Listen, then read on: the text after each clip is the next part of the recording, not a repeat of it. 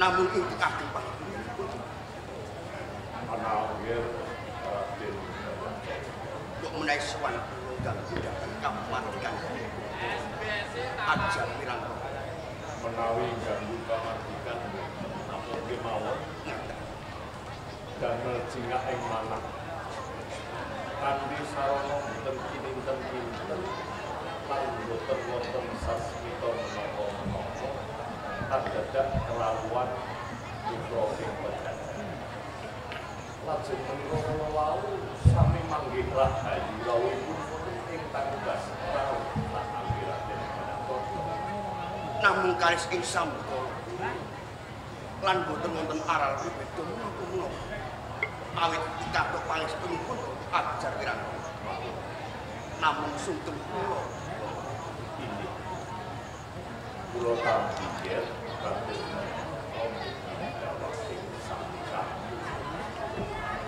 kula lajeng kepareng kula prabu ing semono wonten bab ingkang sanadika ngantos karaya-raya tindak rawuh wonten asramanipun ing kota Tanggulan rawuh menapa widawati tulipun saking pejajaran ingkang damel bumi manah awit nuwaken ewoh-oyo ing pambudi senggo kaya-raya kula nglengaken slakunan nati sowan ngersanipun Dukuh Ajar Wirangga jalaran wonten perkawis ingkang kedah kula prasaja ngersanipun Bapak Ajar Wirangga monggo kula aturi atur dawuh ingkang kaniwara monggo menawi kawula saged cawe-cawe madhakaken penggalih dalem ingkang nembe manggi panangga menapa dalunanipun perkawis kepareng kula badhe direntengaken kelampan itu sampun temutuh wonten ing pejajaran Bapak tunipun anggen kula nilaraken praja pejajaran jelaran pun sebrataken kula dipun tundung kalian Rama Prabu Liwangi jalaran duka yayah sumiti awet kula kinako nelaken rasa tresna kalian ibu kemudianipun kamu korong sampai datang atur kula kalian Rama Prabu Liwangi kalamun benjang kula kala krama panggadanging manah kula kalamun kula anggede garwa menika ingkang ayu sami barangipun kados ibu garis ting mriku Rama Prabu Liwangi kalian ing penampi sehingga paring duka dumateng dados pawit sak menika kula mboten dipun kaparangaken ngancikaken suku kula wonten ing praja pejajaran sehingga kula nilaraken praja pejajaran perkawisipun dados panjenengan anak Raden Bayansatra menika kagungan gegebengan utawi bidang-bidang samangsa njunjang menika winaji para mugi kepange jumpunipun wanita ingkang sairip kaliyan lekasipun ing ibu ngaten ingkang ngroko klelu tami buta perdas menika ingkang bingung salah pun manah kula nggih titaipun Bathara menika boten wonten ingkang sampun wiwit rawa maceprek nganti traing parinipun ing Rama dalem sang Prabu Muling Kudune Narendra menika penggalih ya kudu dodo sebelum awan kembang ingkang wicaksana. Engkang putra matur kanthi cetha kok malah kleru tampa menika. Nah iki menika namanipun titah. Menika boten wonten yang satu. Mila kan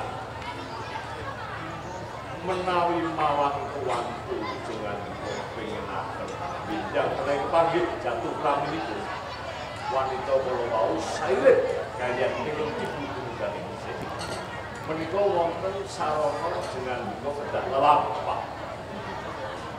Yen menengaken badhe kasembatan menapa dados pangudangipun manah kula. Nggih, kula boten ngrumiyini kersaning Bathara. Nanging menika namung sewates budidaya lan kula panjenengan menika namung dipunmenangaken budidaya nanging ingkang nemtokaken Bathara. Panjenengan sedang nindakaken lampah Sudrawaka. Dados ageman asma menika sawetawis dipun simpen rumiyin. Panjenengan ngangge sanjang penganggur cara sudra aja kekasih banyak cakra nanging katelao kamandaka.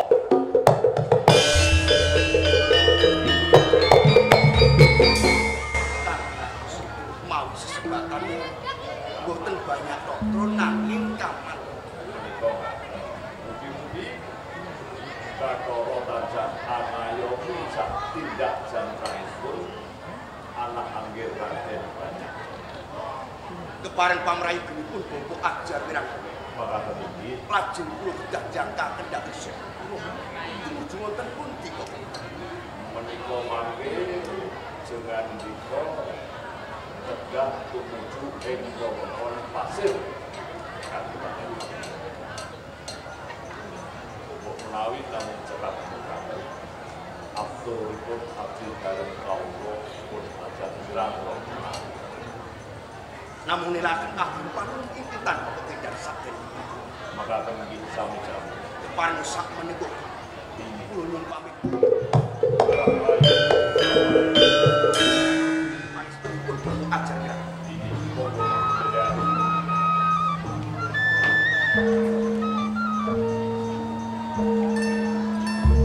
Sampurasun. rampes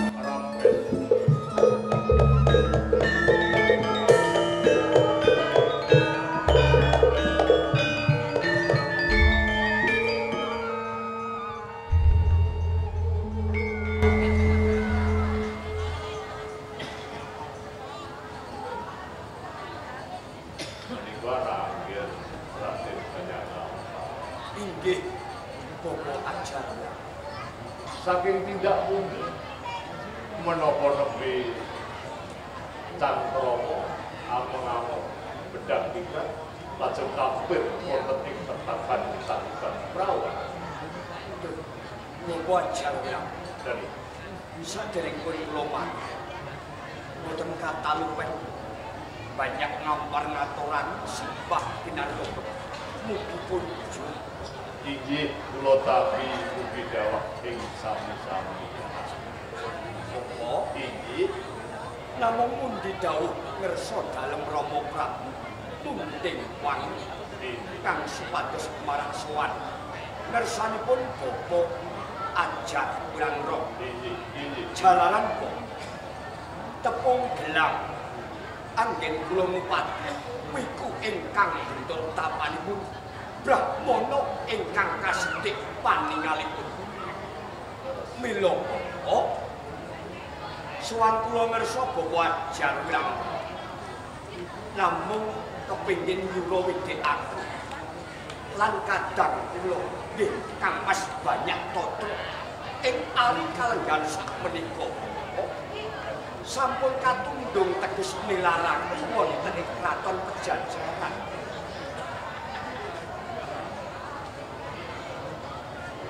ger Raden Banyak Kula Bapak ajar perkawisipun sapunika mila kula bidhapin anggen kula badhe atur pamrayu ing ingkang supados mangke gal panggih kalian ingkang ngroko atus Inggih. Wiwit sakmenika panjenengan sampun ginakaken asma sesebatan ingkang kasih banyak manfaat.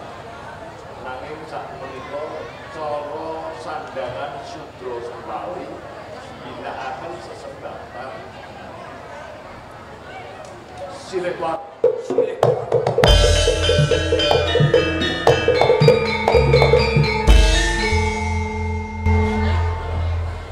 menawi kula mangke badhe mahanane panjenengan saged minangkani dawuh parentahipun Rama pepanggilan ingkang ngrapa banyak Kados ini rekening sampun gamblang boten pemaksud.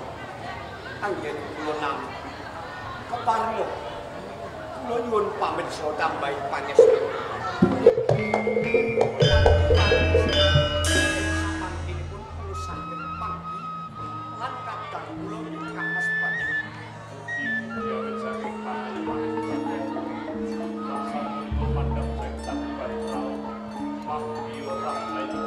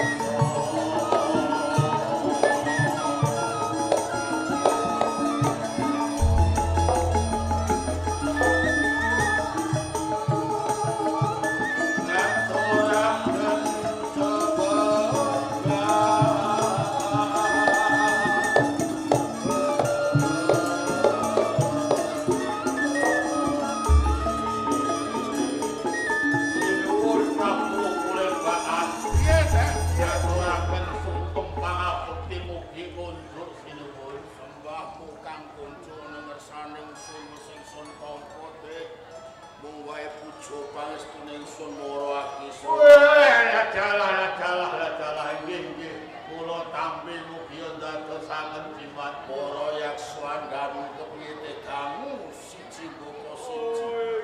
Oh, ayo padha matur siji boko siji ayo. Bareng matur Kanjeng Adipati. Agen kula gladi lan sedaya para Diu. Nah, nggih. Para ilu-ilu Banaspati tetean Gendro sedaya menika. Sampun boten ingkang klirwakake penggalih panjenengan. Kepiye teh wangsulane teh? Wangsulane kepiye teh? Lah monggo dipun wangsuli sak-sake mawon. Aku ning capek-capek tak pasrahke kowe teh. Iya kaya ngono ya para diun. Ya kowe tak wangsuli wong bae kewajiban menika aja nganti dilalekake. Oh, mekaten nggih. Kewajiban menika kewajiban sing becik. Prape negara ning nusa kambangan ya. Aku seneng teh. Aku seneng teh. Bengi atiku seneng. Bengi atiku seneng teh. Dasaripun menapa Aku iso nyawang kowe karo bocah-bocah Diu atiku seneng. Iya. Saka rumangsaku ya teh, saka rumangsaku kuwi tenan aku ra guyon. Aku ra gojek. Aku ora bisa nyipati kowe-kowe kabeh saka rumangsaku nanging dina iki kabukten teh. Aku isih diparingi kalodhangan aku isih bisa bersandi kowe-kowe kabeh. Kula Aku isih bisa ngomong kawula ing desa kambangan teh. kula pindhare prihatin kalih panjenengan Anggen kula mung kalih panjenengan ngantos awake kula puru. Iya teh. Nanging kudu hati-hati Den Waspada. Ayo nggih, Ning kene ora mung cukup kowe lan kowe.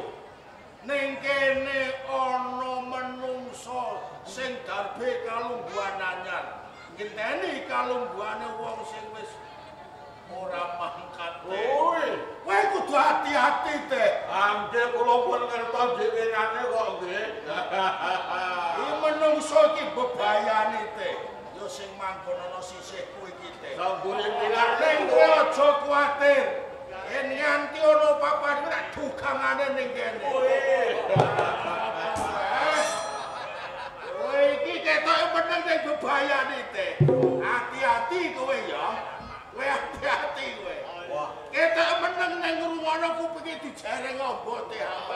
ambak-ambak katen njajal keahlian. Lho, Keahlian. samu. Gadhahi kepinteran. Ketoke ngono teh. Ning hati-hati tenan.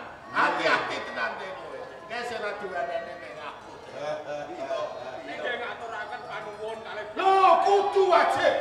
Yen ora ngono repot kowe. Menika. Eh, Nggih panuwun. candranen sawise aku dadi ratu yen ana kurangane manggon ana ngendi teh.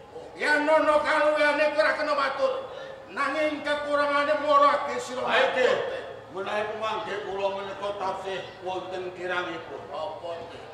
Garwa Prameswari. Jamparing ka Prameswaren, palenggan ka Prameswaren menika pompak. Ngono ya teh. Menika pepitungane wonten Bapa Raja kedah wonten Ibu Ratu. Monggo niki dongpi swaran agung lho sinuwun. Kados-kados panjenengan menika pincang anggenipun mboten paprentahan. Dereng jangkep mergo Garwa Prameswari dereng wonten Bapa Raja, Wiwono, Ibu Ratu. anggen ngaten. Wis ana pindengan teh. Sampun wonten nggih sinuwun. Kira-kira mengkung raratone atiku teh.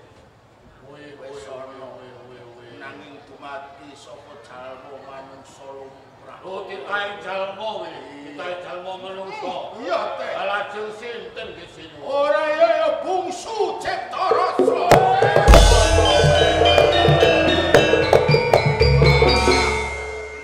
Kira-kira kowe mathuk apa ora teh? Menawi ngaten kula sampun mangertosi. Bungsu Cipta Rasa menika pati kadang Nah, wonten ing pasir kene kuwi wis sampun pas lan sampun trep sinuwun. Iki mengko sarampunge pisuanan teh. Nggih, Tak perintahke kanggo kowe lan kowe kabeh. Nggih. Kowe asa talangan sing dawa lan ombote. Bondo donya saka Nusa Kambangan grojokno ing Kabupaten Pasuruan. Ampun kuatos jenengan. Kinarya nglamari bungsu Cipta Rasa. Teh wanti-wanti dawuhku marang sira. Yen to nganti panglamarku mengko ditampik. Biyuki batang sayata nanging tumibaka sok balen. Bondo donya bakal tak gerojokake saka Nusa Kambangan. Mekaten nggih paring arep kuwat-kuwat. Iya.